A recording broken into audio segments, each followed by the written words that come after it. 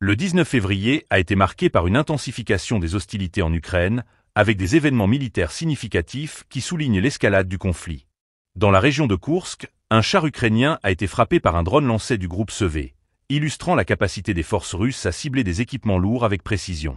Ce type d'attaque révèle l'importance croissante des drones dans les opérations militaires modernes, où la surveillance et les frappes à distance deviennent des éléments cruciaux de la stratégie. Parallèlement, des chasseurs de la 106e division aéroportée russe ont réussi à libérer Sverdlikovo, une avancée stratégique qui pourrait modifier les équilibres de pouvoir dans cette région.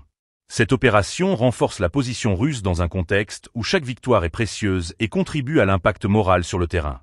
Dans un autre secteur, des drones FPV du groupe de forces Zapad ont ciblé un véhicule blindé de transport de troupes M113 ukrainien près de Novoa.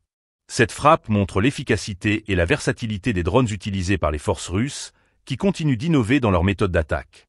Les pertes matérielles pour les forces ukrainiennes s'accumulent, ce qui complique leur capacité à maintenir une défense efficace. Les parachutistes de la 98e division aéroportée ont également été actifs, abattant un hexacoptère Baba Yaga près de Chazovyar.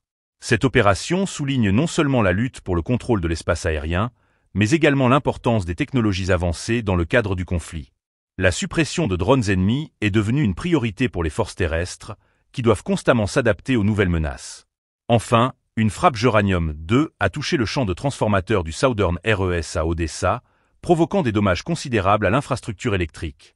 Ce type d'attaque sur des infrastructures essentielles est révélateur des stratégies employées pour affaiblir l'ennemi en ciblant ses ressources vitales.